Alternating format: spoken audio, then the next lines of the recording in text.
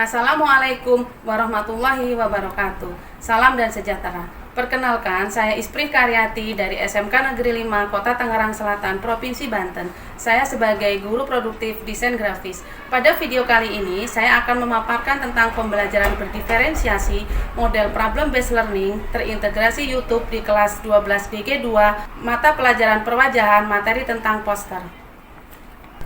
Kebutuhan belajar murid yang berbeda-beda, baik dari kesiapan belajar, minat belajar, maupun profil belajarnya, dan juga dalam rangka menghasilkan pembelajaran yang efektif dengan hasil yang optimal, maka diperlukan strategi pembelajaran yang bisa melayani semua kebutuhan individu setiap murid, yaitu dengan pembelajaran berdiferensiasi. Setiap siswa di kelas adalah individu yang unik dan harus menjadi dasar praktek pembelajaran yang kita terapkan di kelas dan sekolah. Karena keberagaman siswa, sebagai guru harus memikirkan bagaimana kita melayani siswa dengan berbagai keragaman ini dan memberi mereka lingkungan dan pengalaman belajar terbaik. Namun, kenyataan di lapangan, pembelajaran belum terlaksana secara optimal. Pembelajaran yang dirancang guru belum memberikan kesempatan dan pilihan kepada semua siswa untuk belajar secara efektif sesuai dengan kebutuhan belajar mereka, sehingga siswa belum mengembangkan potensi terbaiknya.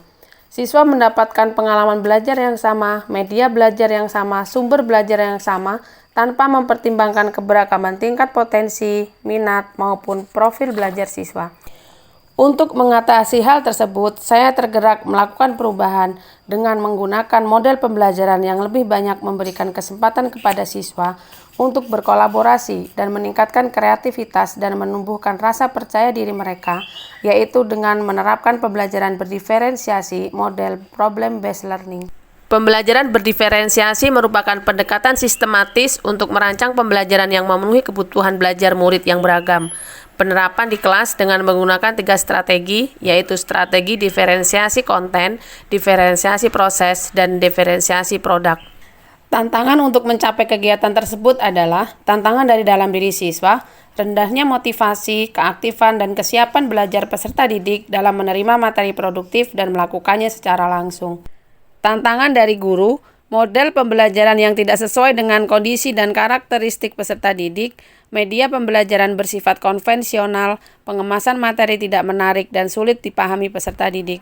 Tantangan dari sekolah, adanya keterbatasan sarana dan prasarana pembelajaran. Berkoordinasi dengan kepala sekolah adalah langkah awal saya dalam melakukan perubahan.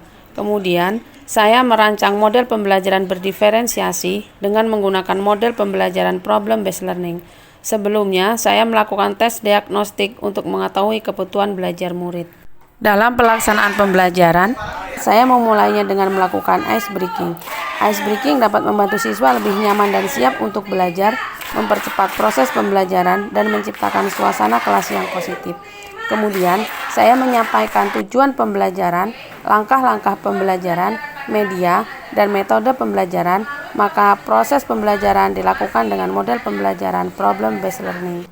Kemudian, siswa dibagi dalam beberapa kelompok sesuai dengan gaya belajarnya.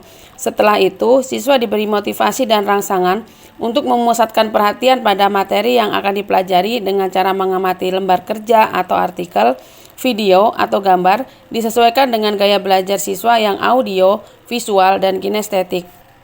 Selanjutnya, saya memfasilitasi siswa untuk memahami masalah yang disajikan, yaitu mengidentifikasi apa yang mereka ketahui, apa yang mereka perlu ketahui, dan apa yang perlu dilakukan untuk menyelesaikan masalah terkait materi poster. Kemudian, siswa mengumpulkan informasi yang relevan untuk menjawab pertanyaan yang telah diidentifikasi melalui kegiatan diskusi dan saling tukar informasi terkait materi. Pada tahap mengembangkan dan menyajikan hasil karya, siswa mempresentasikan hasil diskusi kelompok tentang pengertian, ciri-ciri, jenis-jenis, dan prinsip-prinsip dalam desain poster. Pada kegiatan penutup, siswa dengan bimbingan guru membuat kesimpulan. Kemudian, saya melakukan refleksi hasil proses belajar yang telah dilaksanakan dan memberikan apresiasi kepada seluruh siswa yang telah bekerja sama dengan baik dalam kelompok. Kemudian, saya memberikan evaluasi untuk mengukur ketuntasan pembelajaran dengan menggunakan aplikasi Quizzes. Kegiatan berikutnya adalah siswa menuju lab komputer untuk membuat desain poster sesuai dengan prinsip-prinsip tata letak dalam desain yang telah dipelajari. Selanjutnya, Desain hasil karya siswa dianalisis dalam bentuk video dan diupload ke YouTube masing-masing. Link YouTube dikumpulkan ke GCR. Berikut beberapa karya siswa.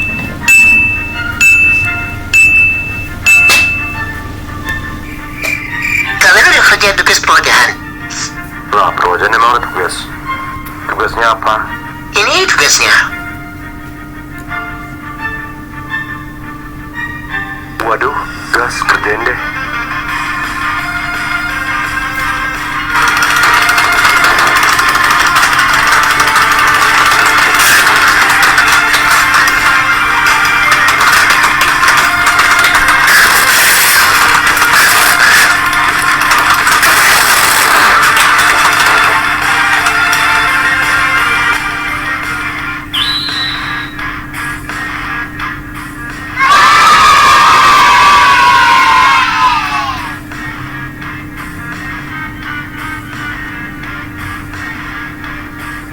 Halo guys, kembali dengan saya.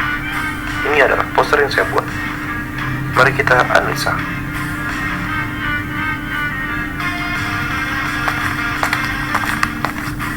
Menarik. Perhatian atau attention. Pastikan poster dapat memikat audiens dengan penggunaan warna yang kontras, juga menerapkan empatis atau penekanan yang dapat terlihat jelas pada seorang penyelam dan kura-kura. Dan penekanan pada kata stop terletak pada bagian atas poster. Sekutu laut, sang kaki datang jawab kita. Alur baca. Alur baca dalam poster ini dibaca dari atas ke bawah. Stop kotor di laut, sampah kita, tanggung jawab kita. Poster ini mengikuti alur baca secara universal, yaitu dari kiri ke kanan dan dari atas ke bawah. Terus sampailah kita di akhir video. Terima kasih atas perhatiannya. Assalamualaikum warahmatullahi wabarakatuh. Assalamualaikum warahmatullahi wabarakatuh. Perkenalkan, nama saya Kui Nurai dari kelas 12 Desain Grafika 2. Di sini saya akan menganalisis tentang poster. Sebelumnya, saya akan menjelaskan secara singkat apa itu poster dan tujuan poster. Poster adalah suatu media publikasi yang memadukan tulisan, gambar, atau kombinasi keduanya untuk memberikan informasi kepada khalayak. Jadi, tujuan umum poster adalah memberikan informasi kepada khalayak, baik dalam bentuk pengumuman ataupun iklan. Poster memiliki prinsip-prinsip. Yang pertama adalah keseimbangan, yang kedua adalah alur baca, yang ketiga penekanan, yang keempat irama, dan yang terakhir adalah kesatuan. Berikut adalah penjelasan dari prinsip-prinsip poster menggunakan poster yang sudah saya buat. Poster yang saya buat bertemakan tentang mengenali tata surya yang ada di luar angkasa. Prinsip yang pertama adalah keseimbangan. Keseimbangan sendiri memiliki dua jenis. Yang pertama adalah keseimbangan simetris, yang kedua adalah keseimbangan asimetris. Keseimbangan simetris adalah berat visual pada elemen yang terdapat dalam poster yang sama rata, baik itu vertikal, horizontal, maupun radial. Sedangkan keseimbangan asimetris adalah keseimbangan yang berat visualnya tidak merata. Seperti yang terdapat pada poster saya menggunakan keseimbangan asimetris yang terlihat pada ukuran planet dan penempatan planet-planet. Yang kedua adalah alur baca. Alur baca adalah bagian dalam prinsip poster yang berfungsi untuk mengarahkan pembaca untuk mencari informasi. Seperti yang ada pada poster saya menggunakan alur baca dari atas ke bawah yang bisa dibaca di judul. Yang ketiga adalah penekanan. Penekanan adalah bagian dari suatu elemen yang ada pada poster yang lebih menonjol atau ditonjolkan daripada elemen-elemen lainnya. Biasanya penekanan ini terletak pada judul poster. Saya sendiri juga menonjolkan judul di dalam poster saya. Terlihat saya menggunakan warna-warna yang lebih kontras dibanding elemen-elemen lainnya. Yang keempat adalah irama. Irama adalah pengulangan atau variasi dalam komponen-komponen desain grafis. Irama pada poster saya terdapat pada planet-planet yang melingkari ujung-ujung poster.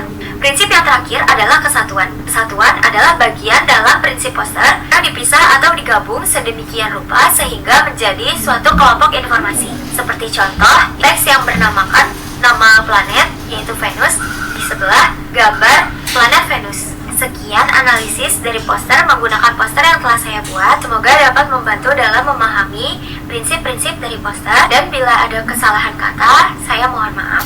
Saya Queen Nurai pamit undur diri. Wassalamualaikum warahmatullahi wabarakatuh.